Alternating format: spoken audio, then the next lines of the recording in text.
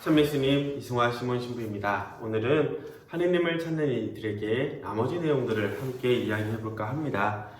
살레시오 성인은 일상에서의 기도 방법, 하느님께 나아가는 수덕 생활에 대해서 이야기를 하기 때문에 어떻게 보면 사랑이라는 키워드를 가지고 하느님께 나아가고 신앙생활을 하는 방법에 대해서 쉽게 풀어쓴 내용이지만, 또 어떻게 보면 굉장히 어렵고 조심스러워야 되는 영성생활의 요소들을 잘 담고 있기 때문에 어려울 수도 있습니다. 방금 전에 말한 것처럼 키워드가 사랑이라는 것, 하느님을 사랑하는 만큼 우리는 다른 것을 바라보지 않을 것이고, 하느님의 사랑에 맛본 사람은 하느님에 대해서 더 깊이 들어가게 될 겁니다. 그 와중에 찾아오는 많은 유혹들, 하느님에 대해서 바라보고 살아가지만 그 길에서 따라오는 선물들과 결실들의 눈이 가게 되는 현상이나, 혹은 나만의 하느님을 만들 수 있는 위험성에 대해서 많이 얘기를 하고 있습니다. 이 점 염두에 두는 상태에서 한번 이야기를 해볼까 합니다. 10장 관상과 묵상, 기도에 담긴 사랑에 대해서는 우리가 하는 기도 방식에 대해서 잘 설명하고 있어요. 하느님께 사랑을 드리는 방법은 크게 두 가지가 있겠죠. 하나는 우리 마음으로 느끼거나, 또 하나는 우리가 실천함으로써 사랑을 체험하는 방법일 겁니다. 다만 주의할 것은 모든 사람들은 각자 처해 있는 상황이 다르기 때문에 그것에 대한 영성적인 판단은 쉽지 않다는 거죠.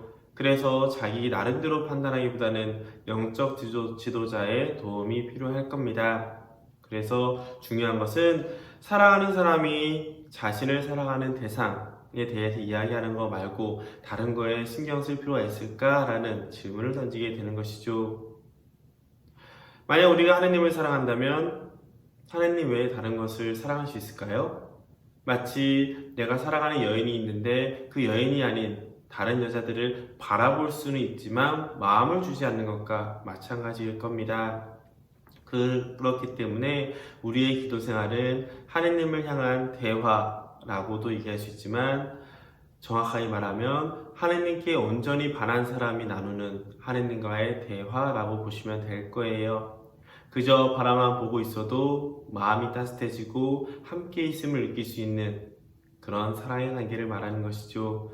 만약 그런 사랑이 없는 상태에서 기도하겠다고 앉아있다면 오히려 몸은 불편하고 자신에 대해서 자꾸 비판하고 차갑게 바라보는 안타까움에 빠질 수가 있습니다. 그래서 우리가 기도하는 것, 곧 신비수련이라는 것은 주로 하느님께 말씀을 드리는 모습과 우리 안에서 말씀하시는 하느님을 감지하는 일이 중심적으로 수련의 방법이 되겠고요. 그렇기 때문에 우리는 외적인 침묵을 지킴으로써 점점 내 안에서 활동하시는 하느님을 바라보는 연습을 하게 됩니다. 그것이 바로 묵상의 시작이겠죠. 묵상이라는 것은 거룩한 것에 주의를 기울이는 일입니다. 그래서 이것은 단순히 하느님이 말씀을 보고 분석하고 판단하는 것을 넘어서서 있는 그대로 받아들이며 하느님의 사랑의 흔적, 하느님 사랑의 손길을 발견하는 것이죠. 그렇기 때문에 성인은 교육이 아닌 사랑하고 맛보는 데에 그 목적이 있다라고 표현을 합니다. 이 묵상이 잘 되면 될수록 우리는 자연스럽게 관상으로 넘어갈 수 있는데요. 관상이라는 것은 영원히 끊임없이 하느님의 일에 마음을 쏟는 흠숭이라고 합니다. 이런 거예요. 내가 누군가를 사랑할 때 처음에는 그 사람의 얼굴이 예뻐서, 그 사람이 하는 행동이 좋아서, 그 사람의 손가락이 예뻐서, 목소리가 좋아서 이렇게 하나하나의 부분으로 알아가면서 매력에 빠진다면 어느 순간 그 사람이 그냥 좋을 순간이 찾아오게 됩니다. 존재 그 자체로 받아들이는 것이죠. 그렇기 때문에 성인은 이런 식으로도 비유를 해요. 묵상한 것이 세부적인 것을 고찰한다면 관상은 전체를 의미하는 것이다 라고 표현을 합니다. 그렇기 때문에 우리는 묵상하면서 사랑하는 대상을 알아가기 위해서 두 가지 활동을 한다고 성인은 말을 하죠. 첫 번째는 의식적으로 하느님을 내 안에 담으려고 하는 노력입니다. 자꾸 하느님에 대해 생각하고 하느님의 업적에 대해서 알아가고 그분에 대해서 깨닫고 느끼면서 의식적으로 내 마음에 모시려고 하는 노력이라면, 두 번째는 하느님 외에 다른 것으로 흩어지는 내 마음을 절제하고 통제하는 겁니다. 많이들 기도하실 때 자리에 앉아보면 하느님을 바라보고 십자가를 바라보지만 자연스럽게 자꾸 오늘 아침에 뭐 했는데, 혹은 집에서 무슨 일이 있었는데, 길 가던 이 사람들은 왜 그랬을까? 라는 이런저런 생각들이 떠오르잖아요. 그런 잡념으로부터 스스로 통제하는, 자유의지를 통제하는 게 두 번째 모습이라면, 하느님을 내 안에 떠올리고 자꾸 마음이 터질 때마다 십자가를 바라보거나 성경 말씀을 바라보거나 감시를 바라보는 그 노력은 첫 번째 수련 방법과 연결될 겁니다. 마찬가지로 관상 같은 경우는 세 가지 방법이 있다고 하는데 단계별인 것 같아요. 첫째는 하나님의 그 무한한 선 있는 그 자체에 느끼는 거겠고요. 두 번째는 만약 그것이 힘들다면 부분적인 속성들, 하나님은 날 사랑하시지, 하느님은 나에게 자비를 베푸시지, 이런 식으로 하나하나 세부적으로 머무는 것입니다. 만약 그것도 힘들다면 하느님이 세상에 이루신 업적들, 선의 결과들, 그것들을 바라보면서 하느님을 온전히 느끼려고 하는 노력이겠죠. 중요한 것은 하느님 안에 내가 머물려고 하는 자세라는 거 잊지 않으면 좋겠습니다. 그렇기 때문에 기도가 안 되면 묵상이 힘들고, 묵상이 안 되면 관상이 힘들어지는 이런 현상이 벌어지는데요. 우리가 아무래도 하느님에 대해서 알아가는 노력이 많을수록 그분을 더 온전히 느끼 사랑할 수 있는 것도 사실입니다. 그렇기 때문에 하느님에 대해서 알아가는 지식적인 노력은 우리가 그분을 살아가는 큰 지지대가 되어주지만, 반대로 하느님이 나에게 주신 선물들이나 하느님에 대한 지식으로 다른 사람한테 우쭐하고 싶은 그런 교만의 유혹으로도 빠질 수 있는 장애물이 될 수 있습니다. 일정 수준까지 올라가면 인간의 한계가 올 수밖에 없고, 그 하느님에 대한 나의 사랑, 그리고 하느님 안에 빠져 있었던 그 사랑의 마음을 표현하는 그것에 한계가 오기 때문이죠. 하지만 또 재밌는 게, 우리가 누군가를 사랑한다는 뜻은 또 다른 누군가를 사랑하지 않는다는 뜻이겠죠. 또 누군가를 사랑한다는 것은 그 사랑하는 대상을 닮아간다는 뜻입니다. 그렇기 때문에 사랑한다는 것은 아픔을 동반할 수밖에 없죠. 지금까지 내가 해왔던 행동이나 삶의 모습들을 하나씩 바꿔가야 되는 아픔뿐만 아니라 하느님 외에 다른 것들을 기꺼이 내려놓을 수 있는 그런 아픔들이 찾아오게 됩니다. 하지만 그렇다고 하느님이 아닌 세상의 것, 지금까지 나의 삶의 것을 너무 붙들려고만 한다면 사랑할 가치가 없는 것을 열망함으로써 불행에 빠지게 되는 일이 벌어지게 됩니다. 결국 내 삶의 가장 소중하고 중요한 가치인 하느님을 사랑하는 것, 그 사랑하기 위해 기꺼이 아픔을 감수할 때, 고통을 받아들일 수 있을 때 우리는 더욱 기쁜 신앙의 영역으로 들어갈 수 있는 것이죠. 이런 기쁜 영역으로 들어가기 위해 우리는 일상 안에서 노력을 할 거예요. 그 일상 안에서의 노력은 바로 7장 기도는 하느님께 가까이 이끈다 라는 내용에 담겨져 있습니다. 우리는 어떠한 특별한 순간을 통해서 하느님을 사랑할 수도 있습니다. 하지만 늘 그렇듯이 한눈에 반한 사랑보다는 천천히 알아가면서 느끼고 어느 순간 내 안에 가득 찬 그 사랑이 더 소중하다는 것을 알고 있을 거예요. 그렇기 때문에 우리는 느리지만 확실한 방법인 매일의 일상 안에서 하나님을 느끼고 사랑하고 다가가게 됩니다.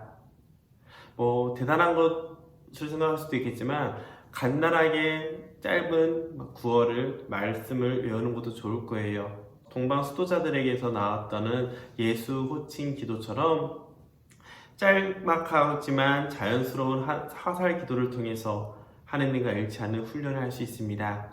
자꾸 말을 계속함으로써 내 안에 그 존재를 담게 되고, 그 존재를 담음으로써 내가 변해간다는 뜻이겠죠. 그래서 저 같은 경우도 이런 얘기를 입으로 많이 해요. 하느님, 저를 지켜주시고 제가 언제나 당신만을 사랑할 수 있도록 이끌어 주소서, 혹은 보호하소서, 이런 말을 자주 하면 할수록 자꾸 내 안에, 어떻게 보면 세뇌식인데요, 자꾸 하느님을 잊지 않으려고 하고 내 삶에 하느님을 초대하려고 하는 그런 노력이 있는 것이죠. 그래서 화살 기도는 정말 가볍고 간단하게 느껴지지만 우리의 일상을 하느님께로 나아가게 하는 느리지만 확실한 내 마음의 표현이면서도 기도의 방법이라는 거 기억하면 좋을 것 같아요. 성인은 또 이런 얘기를 합니다. 거룩한 희열, 이게 무슨 뜻일까? 하느님께 나아가고 싶은 뜨거운 열정이라고 보시면 되겠는데요. 이거는 세 가지 영역이 있습니다. 경탄에서 비롯하는 장엄함을 추구하는 오성, 이거는 하느님에 대해서 깨달음의 영역이 더 크겠죠. 우리의 신심, 마음으로부터 시작하는 열정으로 애정이 등장하겠고요. 활동을 통해서 일로 드러나는 행동이 있을 겁니다. 이 세 가지 방법으로 드러나는 거룩한 희열은 우리를 보다 영적인 사람으로 만든다는 거예요. 만약 너무 활동에만 치우쳐도 안 되고 너무 공부를 하는 것으로만 치우쳐도 안 되고 그렇다고 기도에만 치우치면 안 된다는 뜻입니다. 몸과 마음과 영혼을 균형을 잘 잡으면서 나아가지 않으면 우리는 언제든지 유혹에 빠질 수 있다는 것이죠. 어떤 유혹이냐면 사실 악령도 우리에게 기쁨과 희열을 줄 수 있습니다. 갑자기 로또를 받는 경우도 있겠고 어떤 특별한 일이 벌어지는 경우도 있을 거예요. 하지만 그것이 하느님에게서 온 것인지 악령으로부터 온 것인지 구분하는 방법은 단 하나입니다. 그 결과를 보는 것이죠. 성인은 이 결과를 두 가지로 나눠서 표현을 하는데, 하나는 영혼을 성화시키기보다는 우쭐하게 만든다, 교만하게 만든다는 거겠죠. 또 하나는 삶의 질이 달라진다는 겁니다. 계명을 완벽하게 지키는 것은 불가능하겠지만 우리 인간에게 뜨거운 열망을 주어서 끊임없이 세상의 유혹과 처세에 맞서 살아가는 그런 삶으로 만든다는 것이죠. 둘 다 합치면 결국 어떠한 특별한 계시와 혹은 희열과 기쁨이 왔을 때 그 사람이 어떻게 행동하는지를 보면은 이 사람에게 온 것이 하느님으로부터 온 희열인지 아니면 악령으로부터 온 희열인지 구분할 수 있다는 겁니다. 우리 종교적 희열과 기도를 많이 해서 타로를 한다고 해서 무아지경에 빠지고 이런 것들은 평소 행실에서 벗어나 자신을 크게 향상시키지 않는 한 가능한 의심하고 지켜봐야 합니다. 만약 이것이 악령으로부터 온 것이라면 우리는 교만의 덫에 빠져서 하느님으로부터 나도 모르는 사이에 점점 더 멀어지게 되겠고요. 그렇기 때문에 우리는 또 하나의 중요한 가치인 순종을 말하게 됩니다. 교회 지도자들과 영적 지도자로부터의 말에 순명하는 자세, 그리고 하느님의 뜻에 온전히 맡기면서 최선을 다하는 자세, 그런 초연함의 자세까지 이것이 다음에 이어지는 장들에서 하나씩 등장하게 됩니다.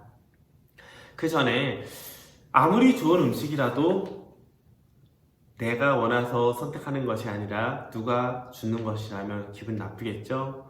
내가 공부하러 방에 들어갔는데 부모님이 야, 너 이제 공부해야지 라고 말하면 공부하고 싶은 의욕이 다 사라질 겁니다.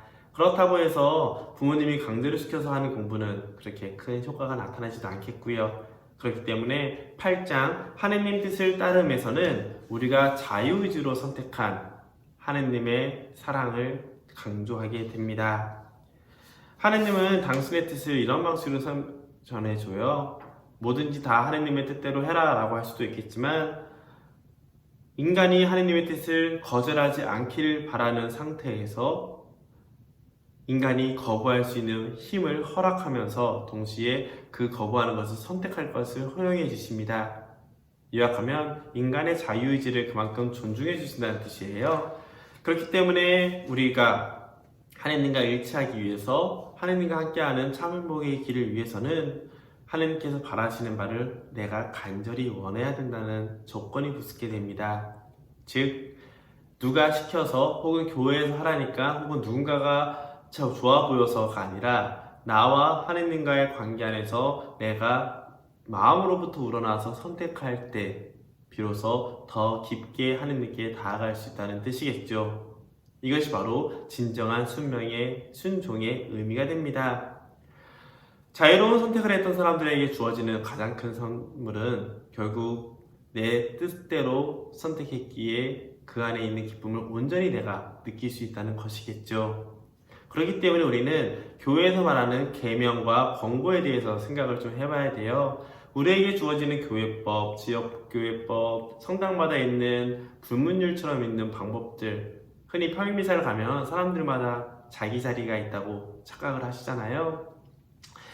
늘 그래왔기 때문에 당연히 그런 것이다 라고 생각하는 그런 여러 가지 규칙들까지, 그런 것들을 우리는 어떻게 바라봐야 할까? 만약 우리가 죄인으로 두려움을 갖는다면, 벌을 받을까봐 혹은 지옥으로 갈까봐 두려워서 계명을 따른다면 그것은 온전한 자유로운 의지로 선택하는 것이 아닐 겁니다. 오히려 우리는 계명을 지키는 것이 내가 하느님을 선택했고 하느님으로부터 사랑을 느꼈기 때문에 기꺼이 따른다면 그 계명은 우리의 삶을 보다 안전하고 풍성하게 만들어 줄 거예요. 모든 사람들이 모든 공부를 다 따를 수는 없습니다. 시대와 장소, 지위와 능력, 이런 차이에 따라서 감당할 수 있는 정도가 다 다르거든요. 만약 하루 벌어 하루 먹는 사람들에게 하루 종일 기도하십시오 라고 한다면 가능할까요? 물론 활동 안에서 하느님을 초대하고 기도 안에서 활동을 한다면 가능하겠지만, 아직 그 정도 수준까지 올라오지 못한 사람들에게, 그 정도 체험을 하지 못한 사람들에게는 벅찬 일일 수밖에 없습니다. 그렇기 때문에 성인은 정말 놀라운 이야기를 해요. 중세시대 때 모든 행동에 대한 규정과 벌과 상이 규정되어 있던 그 시대에 성인께서는 공부라는 것은 그리스도인들에게 탁월한 길잡이가 되지만 모든 그리스도인들에게 똑같이 적용되지는 않는다 라고 설명을 해주십니다. 오늘을 살아가는 우리들에게도 굉장히 위안이 되는 말씀이시죠. 공부를 우리 삶에 적용할수록 나에게 도움이 된다는 것을 알게 될 때 우리는 기꺼이 따른다는 것을 성인은 알고 계셨던 겁니다. 그렇기 때문에 우리는 모든 공부를 실천해야 하는 의무는 조금 내려놔야 되지만 존중할 의무는 있습니다. 이것이 나에게는 맞지 않더라도 다른 이들에게 맞을 수도 있고, 또 시대와 장소에 따라서 맞는 사람과 안 맞는 사람이 나눠질 수 있기 때문이죠. 하지만 이런 것을 정하는 것을 우리 각자가 정하면 될까요? 안 될 겁니다. 내가 알고 있는 정도와 내가 경험한 정도가 다르기 때문에 우리는 교회의 지도자들과 그리고 영적 지도자들의 결정과 선택에 우리는 존중하는 마음으로 따라야 할 겁니다. 그래서 성인은 또 멋진 얘기를 하십니다. 하나님께서 많은 공부를 하시는 것은 각자에게 알맞는 것을 주기 위함이다. 그렇기 때문에 날마다 몇 가지 실천하는 것으로 충분할 것이고, 기회가 있을 때마다 실천하는 그 자세가 더 중요하다는 말씀을 주십니다. 영웅적인 성도, 누구 죽어가는 사람을 살리거나 길 가다가 교통차에 치일 뻔한 사람을 구하거나 이런 놀라운 기적을 바라는 것이 아니라 일상 안에서의 작은 행동들이 우리를 하느님께로 이끈다는 것을 알려주는 것이죠. 그렇기 때문에 우리는 너무 사소한 거에 매여서 안절부절하는 마음으로부터 벗어나야 합니다. 예를 들어 기도할 때 자세를 어떻게 해야 되는지, 성전에 들어와서 자세는 어떻게 해야 되는지, 이런 하나하나의 규정에 매이기보다는 하느님께 더 가까이 하고 영적 지도자와 가까운 교회 지도자의 조언을 듣고 결단을 내리는 것, 그리고 한번 정한 것은 끝없이 인내하며 결실을 맺을 때까지 나아가는 것, 그 자세가 중요합니다. 바로 무심함의 자세이고 초연함의 자세입니다. 9장 거룩한 무심에서 바로 이 부분들을 다루는데요. 무심한 영혼은 어떤 일이 다가오든 준비되어 있다고 합니다. 엄밀히만 하면 내가 하느님을 사랑하고 하느님의 일을 하고 하느님께 큰 희망을 두기 때문에 세상에서 오는 많은 것들에 대해서 큰 의미를 두지 않는 자세입니다. 어떻게 보면 아무런 준비가 되어 있지 않는 것처럼 보이지만 하느님을 사랑하기에 지금 내 역할을 충실하는 그런 사람들에게는 세상에 닥쳐오는 놀라운 일들 안에서도 흔들리지 않고 자신의 중심을 잡고 걸어갈 수 있는 바로 초연함의 자세를 가질 수밖에 없는 것이죠. 그렇기 때문에 우리는 시련 속에서도 혹은 기쁨 속에서도 내 마음을 잘 챙기면서 하느님을 바라보는 자세가 필요합니다. 그래서 성인은 이런 말을 해요. 시련 속에서 마음을 다해 실천하는 수동적인 순명은 가장 완전한 사랑의 표현이다. 아무리 어려운 일이 있더라도 하느님께 대한 희망을 잃지 않는 그것, 엄청난 사랑의 힘이겠죠.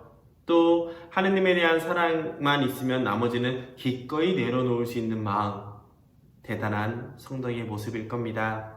그렇기 때문에 성인은 하느님의 뜻을 받드는 것은 크게 두 가지, 거룩한 포기와 무관심으로 이루어진다고 합니다.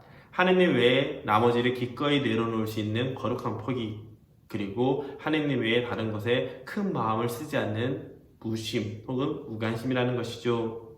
그렇기 때문에 하느님 앞에서 무심한 마음을 어지럽히는 것은 아무것도 없게 만드는, 즉 내 주변의 환경을 하느님만 바라볼 수 있도록 조성하는 것도 중요한 노력이겠고요. 많은 유혹거리로부터 스스로 거리를 두면서 살아가는 것도 중요한 자세일 겁니다. 사실 우리 사람들은 되게 약하거든요. 사회관계 혹은 여러 가지 욕심들, 생각들 때문에 하느님을 사랑하고 싶지만 하느님을 사랑하는 마음이 어떤 상황이 닥치면 자꾸 뒤로 물러나는 경우가 있습니다. 그럴 때는 하느님으로부터 멀어지는 그 환경 자체를 피할 수 있도록 내 삶을 조종하는 것, 그리고 정말 소중하고 중요하고 기쁜 것을 위해서 나머지를 내려놓을 수 있는 그 마음이 필요할 거예요. 쉬운 예를 들어볼까요? 만약 제가 예전에 주일학교 학생들한테 물어본 적이 있어요.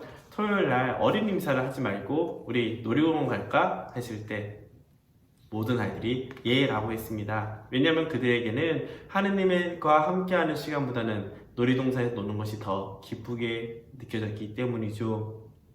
성당에서 미사를 드리지 않고 놀러 간다는 것만으로도 죄가 될 수, 주일의 의무를 거행하지 않는 죄가 될 수도 있고, 부모님께 혼날 수도 있고, 또 내 마음의 신앙이 약해질 수 있는 그런 위험성이 있음에도 불구하고 놀이동산을 선택하는 것은 이들이 더 큰 기쁨을 위해 작은 기쁨을, 물론 아이들에게 작은 기쁨을 포기한다는 현상을 보여주는 것처럼 우리 역시 아차하는 순간 하느님이 아닌 다른 것에 더 선택할 수 있고 마음이 갈 수 있다는 위험성을 알려줄 수 있습니다. 하느님을 위해 순고하고 용기 있게 일을 시작했지만 실패를 맛볼 때 조용히 받아들일 수 있는 사람은 축복받은 사람이다 라고 성인은 말씀하세요. 진인사 대천명이라는 말을, 인간은 최선을 다하지만 결과를 하느님께 맡기는 그 모습을 보여주는 것이죠. 그렇기 때문에 우리는 일상 안에서의 최선을 다하되 결과에 대해서는 하느님께 맡기는 그런 무관심한 혹은 무심한 마음을 가지도록 노력해야 하겠습니다. 그래서 특별히 이기심을 주의하라고 하는데, 그것은 한마디로 하느님께 초점을 맞추고 다른 시샘과 질투로부터 자유로워져라 라는 의미가 됩니다. 네, 이렇게 기도와 사랑을 통해서, 무관심함을 통해서 하느님과 나의 관계가 많이 형성이 되면 자연스럽게 이웃에게도 그 사랑의 열매가 주어지게 됩니다. 내가 이웃을 사랑하기 때문에 그 열매를 나눠주는 개념이라기보다는 내가 하느님을 사랑하고 하느님을 사랑하면서 맺어진 열매를 하느님이 사랑하시는 다른 이에게 필요하다면 기꺼이 내어주는 그런 마음이라 보시면 될 거예요. 즉 선택의 기준이 내가 아니라 하느님이라는 것이죠. 그래서 우리 안에 있는 열정은 뜨겁게 타오르지만 그 열정이 자칫 나의 교만으로 가지 않도록, 혹은 하느님이 사랑하시는 다른 이에게 상처를 주지 않도록 세심한 주의와 선한 판단으로 늘 잘 경계를 하면서 이끌어야 합니다. 열정이라는 것은 굉장히 큰 에너지잖아요. 그 에너지가 하느님의 뜻에 맞춰서 전해진다면 더 큰 선물과 더 큰 선이 이루어지겠지만, 만약 자칫 분노로 표출된다면 나와 이웃에게 더 큰 상처로 남기 때문이죠. 여기서도 중요한 것은 영적 지도자의 말을 따르라는 것입니다. 그렇기 때문에 우리는 열정의 두 가지 길을 배우게 됩니다. 하나는 권위를 가진 이들에게 적용되는 건데, 악에 항거하기 위해 무겁고 장한 행동을 하는 것, 즉 내가 그 위치에 있을 때 기꺼이 하느님의 뜻을 선택하는 그런 용기를 말하는 거고요. 또 하나는 누구나 할 수 있지만 찾아보기 힘든 훌륭한 모범을 보이고 악에 대처하는 법을 제시하며 악과 대립되는 선을 행하는 것을 말합니다. 일상 안에서 많은 유혹들로부터 이겨내려고 노력하는 것, 그리고 나뿐만 아니라 내 옆에 있는 사람들에게도 기쁨을 전해주기 위해서 먼저 모범을 보이는 그런 삶을 말하는 것이죠. 만약 하느님을 사랑한다고 하면서 우리가 성당에 와서 기도를 한다고 하면서 성당보다는 이웃에게 더 관심을 가진다면 어떻게 될까요?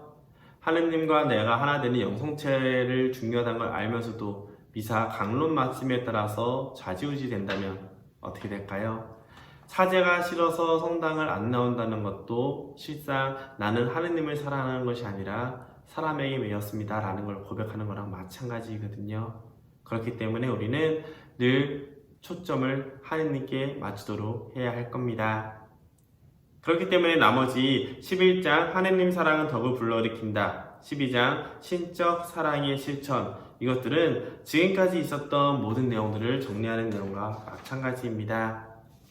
하느님을 사랑하는 사람이 내 삶 안에서 하느님을 드러내려는 것, 그리고 하느님을 사랑하기 위해서 매일 일상 안에서의 작은 실천에 집중하는 것, 또 내가 가지고 있는 열정이 커지면 커질수록 오히려 혹시 하느님으로부터 멀어지고 있는 것 아닌지 조심하면서 영적 지도자의 도움을 청하는 것, 그리고 하느님께 나아가는 계명이 나에게 족쇄가 아니라 오히려 풍성한 은총을 주는 권고에 가깝다는 것을 기억한다면 프란시스코 살레시오가 평신도들을 위한 책을 썼다는 것을 이해하고 받아들일 수 있을 겁니다.